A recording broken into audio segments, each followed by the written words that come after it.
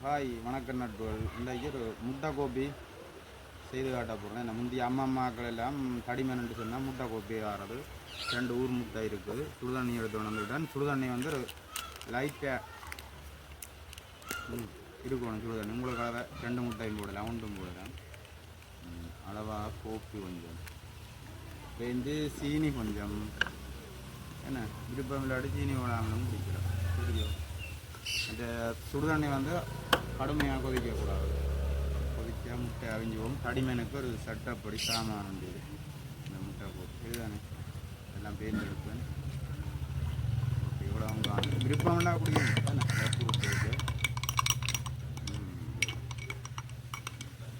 தடிமனுக்கு வந்து நல்ல உண்டு. 2 நாள் குடித்தா தடிமன் எல்லாம் நின்றுடும். முட்டை போட்டு எங்கள் அம்மம்மா இதில் போட்டு திரட்டிட தெருவேன்.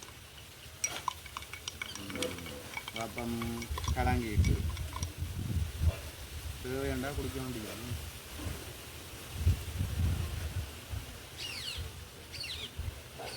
கூப்பி தான் உங்களால் அறியுது. எனக்கு நல்லா இருக்கிறாங்க.